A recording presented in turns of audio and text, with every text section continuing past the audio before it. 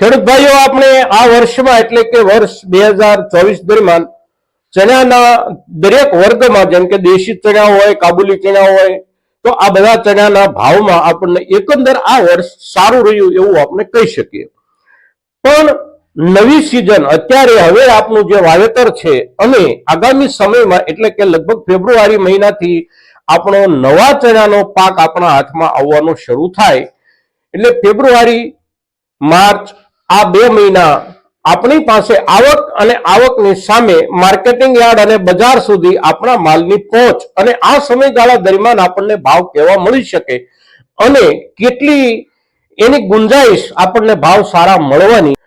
એ ચિત્ર આપણને એક સામાન્ય રૂપમાં થોડું જો જાણવા સમજવા મળે તો આપણા નવા પાકને લઈને આપણી અસમંજસતાઓ એટલે કે અનિશ્ચિતતાઓ થોડી ઓછી થાય અને એનો ફાયદો છે એ આપણા રોજે રોજના કામ ઉપર પણ થતો હોય છે. સારા ભાવ મળવાની અપેક્ષાએ જ્યારે આપણું વાવેતર ઊભું હોય ખેતરમાં ત્યારે આપણે એની સાથે ખૂબ ઉત્સાહથી કામ કરતા હોઈએ છીએ, પણ બજાર બેસી જવાની શક્યતાઓ દેખાતી હોય તો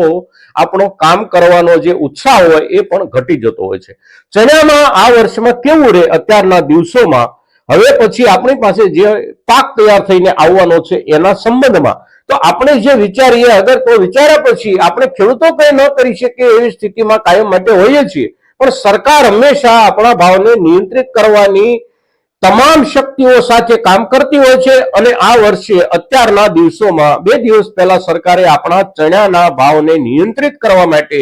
જે એક નિર્ણય કર્યો છે, આ નિર્ણયની અસર આપણા ચણાના નવા પાક પર કેવી પડી શકે છે એના પર આપણે આ વિડીયોમાં ચર્ચા કરીએ છીએ મિત્રો. તો આપ સૌ મિત્રો આ એપિસોડમાં, આ વિડીયોમાં અવશ્ય બન્યા રહેજો. નમસ્કાર ખેડૂત મિત્રો, જય કિસાન, જય ભારત. ખેડૂત ભાઈઓ, આજે તારીખ 27 ડિસેમ્બર 2024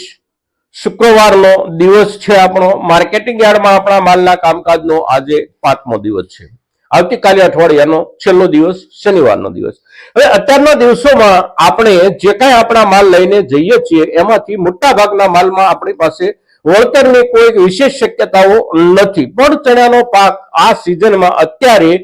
જે કાંઈ આપણે વાવ્યો અને આગામી સમયમાં એટલે કે ફેબ્રુઆરી આસપાસ આપણી પાસે એ માલ જે તૈયાર થઈને આવવાનો હોય, આ માલમાં આપણને અત્યારે ભાવોની જે અપેક્ષા હોય એ સ્વાભાવિક અપેક્ષાની સાથે સરકાર નિર્ણયો કઈ રીતે કરતી હોય છે અને આપણા ભાવોને નિયંત્રિત કેવી રીતે સરકાર અત્યારથી જ કરી લેતી હોય છે અગાઉથી, એનો એક નમૂનો 2 દિવસ પહેલા કેન્દ્ર સરકારની કેબિનેટ બેઠકમાં જે નિર્ણય લેવાયો એ નિર્ણય ચણાના આપણા અત્યારના પાક પર બહુ મોટા પાયે ખરાબ અસર કરવાની શક્યતાઓ દેખાડી રહ્યો છે. સ્વાભાવિક રીતે ગયું આખું વર્ષ ચણાના ભાવને નિયંત્રિત કરવા માટે સરકારે ચણા દુનિયાના જુદા જુદા પ્રદેશોમાંથી આયાત કરવાના પ્રયાસો કર્યા, પણ ચણાનું ઉત્પાદન ક્યાં એટલું બધું વિશેષ નથી કે આપણને મોટા જથ્થામાં અને સસ્તો માલ મળે, સિવાય કે ઓસ્ટ્રેલિયા, તો ઓસ્ટ્રેલિયાથી આવતી ક્વોલિટી નબળી હોવાના કારણે ઝાઝી આયાત ચણાની ન થઈ શકી. પણ એના વિકલ્પ તરીકે ચણામાં મોટા ભાગે આપણી જે વપરાશ હોય છે એ ચણાની દાળમાં જ્યારે આપણે એનો ઉપયોગ કરતા હોઈએ, એ સિવાય એમાંથી બેસન કે બાકીની કોઈ પણ ચીજો જે કાંઈ બનતી હોય એમાં ચણાની દાળની સાથે સાથે પીળા વટાણાની દાળ મિક્સ કરવામાં આવતી હોય છે. અને જેટલો ચણાનો ભાવ ઊંચો જવાની શક્યતાઓ દેખાતી હોય, અગર તો બજારમાં ભાવ ઊંચો જાય એ પ્રમાણે એની અંદર મિલાવટનું પ્રમાણ ઓછું વધતું થતું રહેતું હોય છે. આ વર્ષ દરમિયાન પીળા વટાણાની દાળ બેસનમાં ખૂબ મોટા પાયે ઉમેરવામાં આવી, સરકારની મંજૂરીથી ઉમેરવામાં આવી અને એ પીળા વટાણાની દાળ, પીળા વટાણા ભારતમાં સસ્તા ભાવથી વેપારીઓ આયાત કરી શકે એ માટે વીતેલું આખું વર્ષ પીળા વટાણાની આયાત પરથી સરકારે ડ્યુટી નાબૂદ કરેલી હતી, સંપૂર્ણપણે ડ્યુટી નાબૂદ કરેલી હતી. હવે એ નાબૂદ કરેલી ડ્યુટીનો છેલ્લા 2 મહિનાનો જે સમયગાળો હતો એ આવતી 31 ડિસેમ્બરના રોજ પૂરો થતો હતો. એટલે એ સમયગાળો પૂરો થાય એ પહેલા સરકારે અઠવાડિયું અગાઉ સરકારે પીળા વટાણાની નિઃશુલ્ક આયાતનો સમયગાળો જે છે એ વધારી દીધો છે ફેબ્રુઆરી મહિના સુધી. એટલે કે જાન્યુઆરી અને ફેબ્રુઆરી 2 મહિના હજી પણ આવતા વર્ષના 2 મહિના 2025ના જાન્યુઆરી અને ફેબ્રુઆરી 2 મહિના દરમિયાન દેશની અંદર